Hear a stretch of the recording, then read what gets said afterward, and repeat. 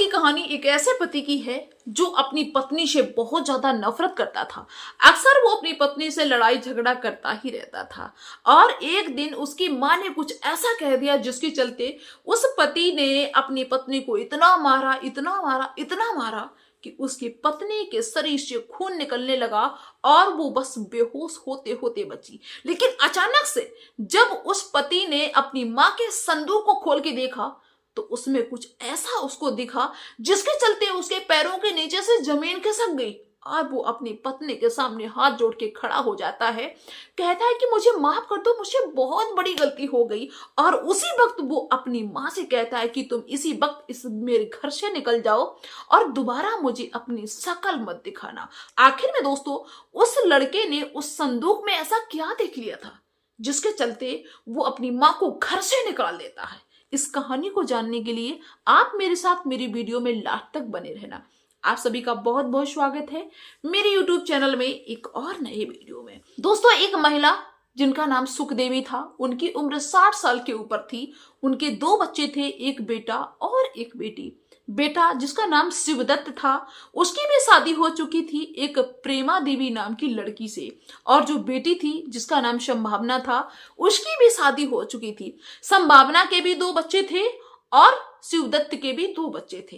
दोस्तों सुखदेवी के पति की मौत हो चुकी थी और सुखदेवी अपने बेटा शिवदत्त के साथ में एक शहर में रहती थी। छोटा सा मकान था और संभावना भी वहीं पे थोड़ी दूरी पे, लगभग 1 किलोमीटर की दूरी पे रहती थी। उसका भी ससुराल वहीं पे था। दोस्तों क्या होता है कि संभावना बहुत ही शुरू से आलसी थी। वो टाइम से ना कभी उठती थी और ना टाइम से नहाती थी, ना टाइम से खाना बनाती थी, जिसके चलते अक्सर संभावना की उसके पति से लड़ाई होती रहती थी। और ये चीज देख के ये जो सुखदेवी थी बहुत ज्यादा जला करती थी। क्योंकि इसलिए जलती थी क्योंकि उसकी बहू जो प्रेमा देवी थी उसका व्यवहार बहुत अच्छा था और वो अपने पति के साथ में, शिवदत्त के साथ में बहुत ही अच्छे तरीके से रहा करती थी। और प्रेमा देवी टाइम से उठती, टाइम से खाना बनाती, टाइम से बच्चों को स्कूल भेजती, टाइम से सब कुछ देखती, जिसके चलते शिवदत्त अपनी पत्नी को बहुत सम्मान किया करता था, आदर किया करता था। और ये चीज सुखदेवी से देखी नहीं जाती थी। सुखदेवी ये सोचती थी कि मेरी बेटी का सम्मान तो मेरा दामाद करता ही नहीं, दामाद मेरा इज्जत करता ही नहीं, और मेरा बेटा अपनी बहू का बहुत सम्मान करता है, बहुत इज्जत करता है। ऐसा क्या करें जिसके चलते मेरा बेटा अपनी पत्नी से नफरत करने लगे। मेरा दामाद मेरी बेटी को मारता पीटता है, मेरा बेटा भी अपनी बहू को मारे, इसको काहे को सुख मिले। ये सोच दोस्तों सुखदेवी के मन में आती है, जिसके चलते आए दिन सुखदेवी एक नया ड्रामा क्रिएट करती है, एक नई समस्या खड़ी कर देती है। और धीरे धीरे ये चीजें वो अपने बेटा को बताती है। बेटा के दिमाग में ये चीज भरती है, तुम्हारी जो बहू है वो मुझे खाने को नहीं देती, जब तुम घर से चले जाते हो तो ये मुझसे उल्टा सीधा बोलती है, मुझे जवाब देती है। ये चीजें वो अपने बेटा के दिमाग में भरने लगती है। दोस्तों शिवदत्त अपनी पत्नी को डांटा चिल्लाया करता था कि तुम माँ के साथ में ऐसा व्यवहार करते हो जब हम यहाँ पे नहीं होते हैं। लेकिन प्रेमा कहती है कि हम माँ के साथ में ऐसा कुछ भी व्यवहार नहीं करते हैं। लेकिन वो सुखदेवी अपने बेटे को रोके दिखा दिया करती थी, एक नया ड्रामा बना के दिखाती थी, जिसके चलते शिवदत्त को अपनी माँ पे विश्वास रहता था और अपनी पत्नी पे विश्वास नहीं रहता था, जबकि पत्नी उसकी सच बोला करती थी। दोस्तों धीरे धीरे वक्त गुजरता है और इधर जो सुखदेवी की बेटी थी संभावना, वो जब टाइम से ना उठती थी, ना टाइम से खाना बनाती थी, जिसके चलते उसके पति उससे लड़ाई झगड़ा करके तो ऑफिस चले जाते थे, लेकिन बच्चे भूख से परेशान रहा करते थे। तो ये सुखदेवी तुरंत अपनी बेटी संभावना को फोन करती थी कि बेटी तुरंत यहाँ पे बच्चों को लेके आ जाओ और यहाँ पे खाना बना हुआ रखा है और यहाँ से खाना खा लो आके। कुछ दिन तक तो सुखदेवी अपनी बेटी और उनके बच्चों को सामने खाना देती है, लेकिन जब संभावना का डेली का काम यही हो गया तो भाई डेली कोई खाना बना के थोड़ी खिलाएगा। तो ये माँ क्या करने लगी दोस्तों, अपनी बेटी और बच्चों को बुला देती थी और प्रेमा जो भी खाना बना के रखती थी अपने लिए, अपने बच्चों के लिए, सास के लिए, वो खाना जैसे ही मौका मिलता था वो सारा का सारा चुरा लेती थी और छुपा के अपनी संदूक में रख के तुरंत ताला मार देती थी। जब प्रेमा देखती थी किचन में कि मैंने अभी खाना बना के रखा, वो कहाँ चला गया, वो अपनी सास से पूछती कि माँ मैंने अभी खाना बनाया और घर में कोई आया भी नहीं, खाना कहाँ चला गया। वैसे ही सुखदेवी एकदम ड्रामा करना शुरू कर देती, अरे तू मुझे खाना देना नहीं चाहती है, तू मुझे भूखों मारना चाहती, इसलिए तू ये ड्रामा कर रही है, तूने खाना बनाया ही नहीं होगा क्योंकि तुझे पता है कि मैं भूखे मर जाऊं, और तूने बनाया होगा तो चुपचाप अकेले खा लिया होगा, अब तू हमसे पूछने आई कि खाना चोरी हो गया, खाना कहाँ चला गया। ऐसा करके दोस्तों वो ड्रामा करने लगती थी। और जैसे ही उसकी बेटी संभावना और बच्चे आते थे वैसे ही वो सुखदेवी अपने कमरे में ले जाती थी और चुपचाप से अपने बॉक्स को खोलती थी, संदूक को खोलती थी, और जो खाना उसने चुराया होता था उसको चुपचाप से अपनी बेटी और बच्चों को दे देती और कहती आराम से पेट भर लो और आराम से जाओ, ज्यादा टेंशन लेने की जरूरत नहीं है, कभी ना खाना बनाओ, आराम से घर पे आ जाओ, खाना तुम्हें हम डेली देंगे। और दोस्तों सुखदेवी के पास में जो भी चीजें होती थी वो छुप छुपा के अपने बेटी के बच्चों को दिया करती थी, और शिवदत्त के पॉकेट से अक्सर ये सुखदेवी पैसे चुरा लिया करती थी और छुपके से अपनी बेटी को दे दिया करती थी। और चोरी का इल्जाम आता था प्रेमा पे। शिवदत्त अपनी पत्नी को डांटता था कि तुमने मेरे पैसे चुराए, प्रेमा कहती कि मैंने नहीं चुराए, लेकिन शिवदत्त अपनी पत्नी पे विश्वास नहीं करता था, जिसका फायदा उठाती थी सुखदेवी। यूं ही दोस्तों वक्त गुजरता जाता है और सुखदेवी अपनी बेटी और बच्चों के साथ में खुश रहती, उन्हीं को खिलाती पिलाती, और जो बेटा के बच्चे थे, नाती थे, उनको ना देखती थी, चाहे वो मर जाए, चाहे रोए, चाहे कुछ भी हो। दोस्तों प्रेमा अपनी सास के इस व्यवहार से बहुत ज्यादा आहत होती है, बहुत दुखी हुआ करती थी, और अक्सर चीजें जब गायब हो जाती थी तो कहती थी, तो सास खुद उल्टा इल्जाम लगाती थी और अपने बेटा से कहती कि जब तुम होते नहीं हो तो इसके भाई आते हैं, वही सब चीजें ले जाते हैं, और ये मुझ पे इल्जाम लगाती है, जिसके चलते शिवदत्त अपनी पत्नी से मार पिटाई करता है और पत्नी बेचारी परेशान रहती है। दोस्तों एक दिन के बाद बहुत ही ज्यादा हद ही हो जाती है। प्रेमा देवी के बच्चे अपनी माँ से जिद करते हैं कि माँ मुझे मटर पनीर की सब्जी खानी है। तो प्रेमा अपने पति शिवदत्त से कहते हैं कि बच्चे मटर पनीर की सब्जी के लिए जिद करते हैं, तो शिवदत्त पैसा देते हैं कि ठीक है बच्चों के लिए मटर पनीर की सब्जी भाई बना देना, बच्चों की जिद है।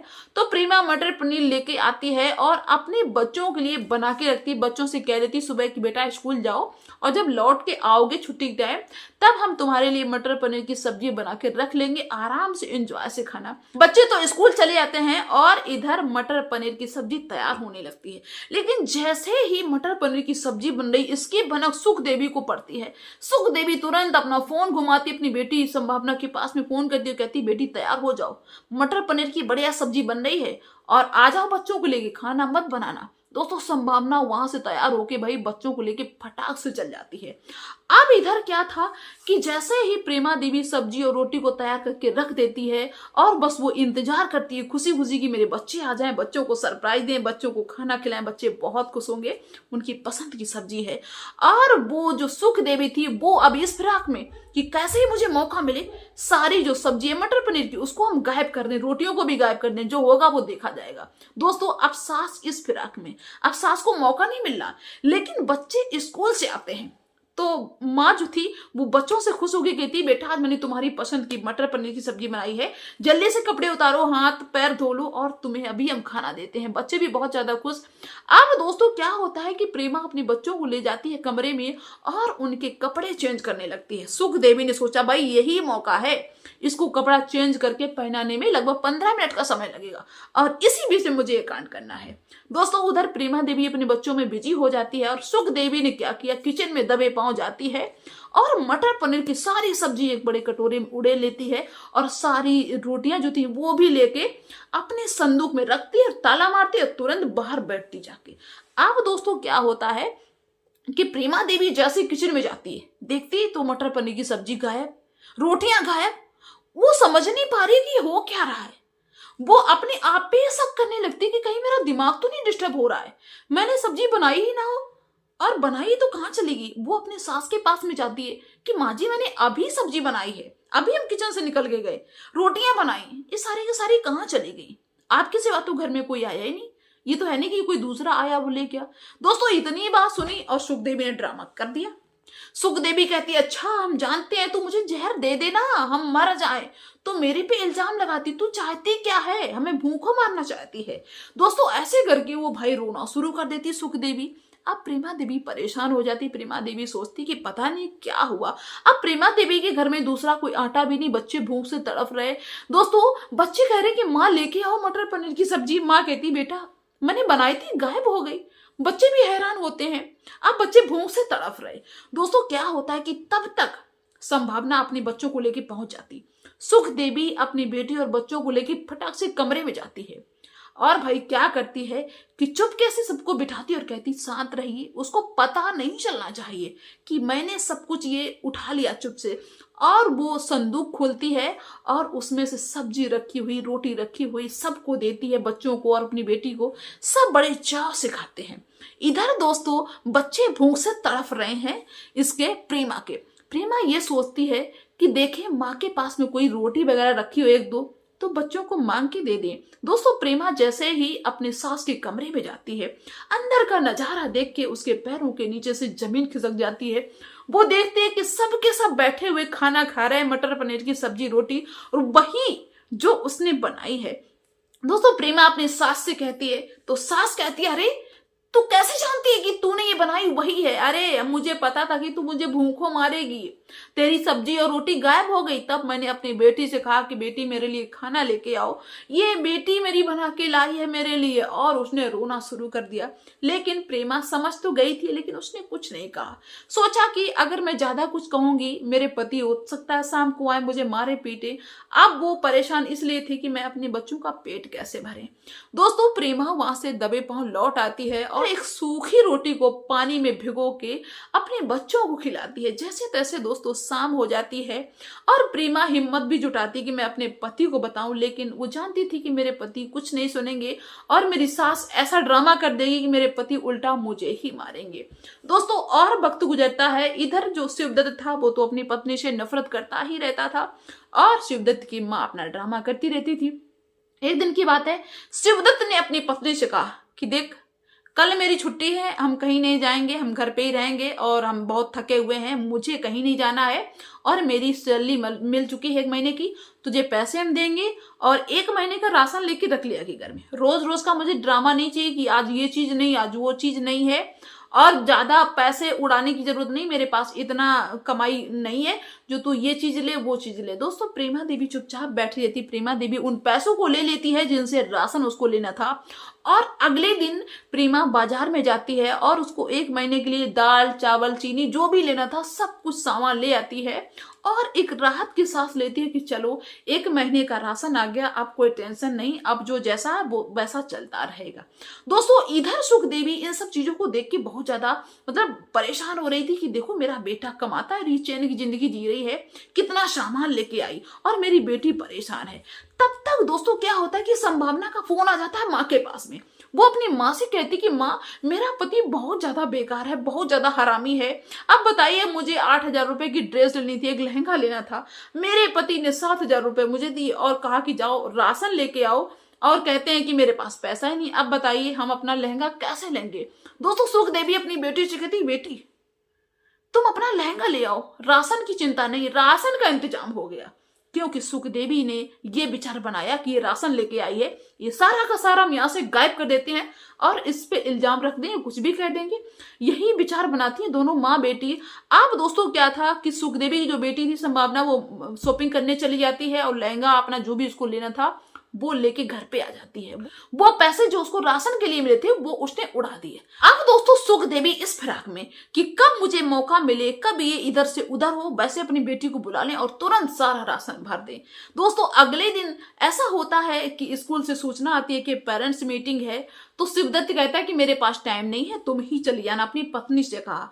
तो अब सुखदेवी को पता चला कि प्रेमा अब जाएगी स्कूल में, बस यही मौका है। और दोस्तों यही होता है, प्रेमा अपनी बच्चों की स्कूल में चली जाती है और उसने सारा राशन तो किचन में सेट कर ही दिया था 1 महीने के लिए।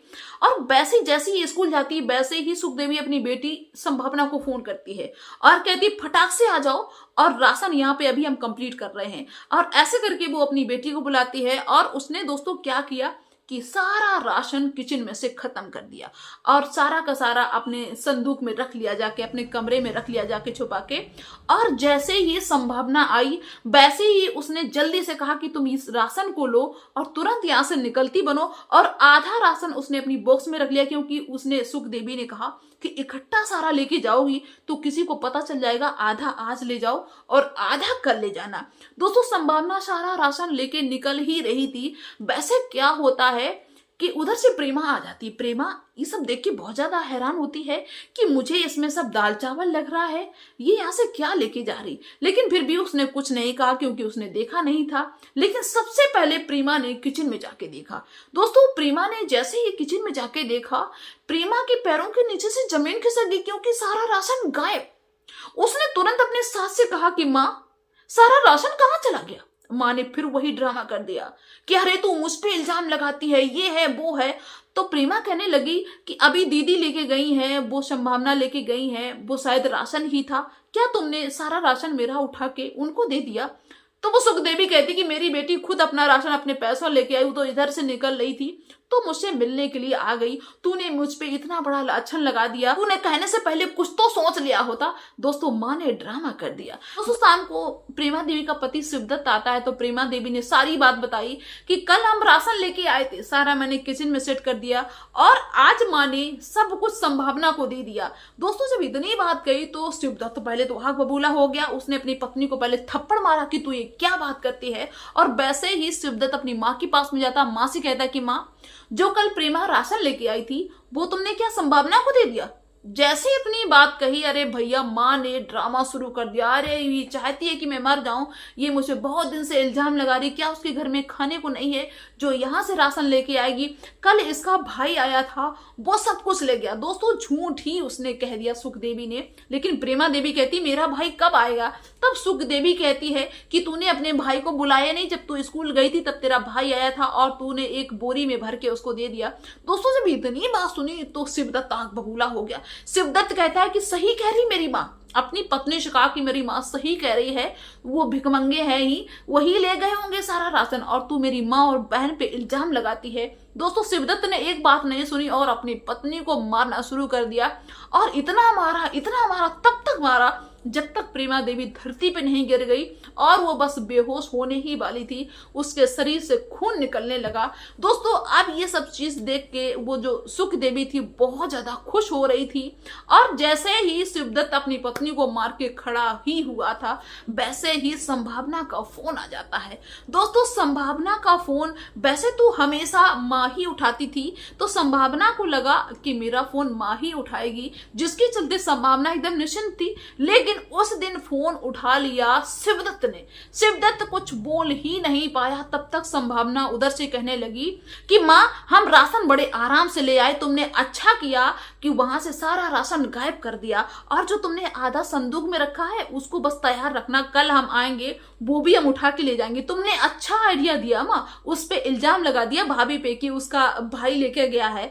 चलो कम से कम मेरा लहंगा मिल गया उनका पैसों से, जो पैसे मेरे राशन के थे, और राशन भी एक महीने का आराम से मिल गया। माँ तुम बहुत अच्छी हो। दोस्तों इस तरीके की जब बात करती है तो शिवदत्त को ऐसा लगे कि बहुत बड़ा झटका लग गया, क्योंकि संभावना को नहीं पता था कि आज उसके भाई ने फोन उठाया।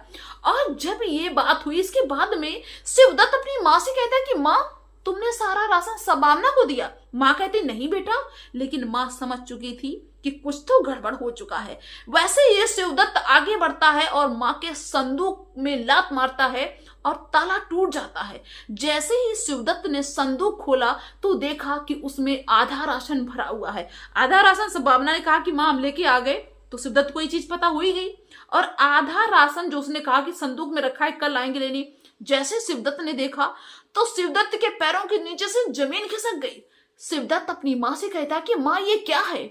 माँ चुपचाप खड़ी हुई है। दोस्तों शिवदत्त अपनी माँ से ज्यादा कुछ नहीं कहता, लेकिन उसने अपनी माँ से कहा कि कि इसी वक्त मेरे घर से निकल जाओ और दोबारा अपनी शक्ल मुझे ना दिखाना, यही ये तुम्हारी अच्छाई है। बस इतना ही तुमसे हम कहना चाहते हैं। दोस्तों वो माँ अपने बेटा के सामने हाथ जोड़ती, लेकिन बेटा ने कहा कि खबरदार, अगर एक सेकंड भी मेरे सामने रुक गई, इसी वक्त यहां से निकल जाओ। दोस्तों उस शिवदत्त ने अपनी माँ को धक्के मार के घर से निकाल दिया और अपनी पत्नी के सामने वो हाथ जोड़ने लगा। अपनी पत्नी प्रेमा से कहता है कि मुझसे बहुत बड़ी गलती हो गई, जो मैंने तुम पे कभी विश्वास नहीं किया। इधर दोस्तों सुख देवी अपने बेटी के यहाँ पहुंच जाती है, क्योंकि और दूसरा कोई रास्ता नहीं होता है। बेटी जब इस बात को सुनती तो बेटी भी बहुत ज्यादा हैरान हो जाती है, और वही बेटी जिसके लिए इस माँ ने अपने घर को बिगाड़ा, उस बेटी ने 15 दिन ही अपनी माँ को रखा और कहा कि तुम चाहे जहां भीख मांगो जाके, हम तुम्हें नहीं रख पाएंगे, हम तुम्हारा गुजारा नहीं कर पाएंगे। अब सुख देवी दर दर भटक रही है और कहीं भूखी रहती, कहीं प्यासी रहती है। इस तरह वो अपने जीवन को बिता रही, अपना जीवन यापन कर रही है। तो दोस्तों इस कहानी के थ्रू हम आप सभी को यही बताना चाहते हैं कि कभी कभार कुछ चीजें ऐसी होती हैं जो हमें दिखती हैं, वो होती नहीं है, जो होती है वो हमें दिखती नहीं है।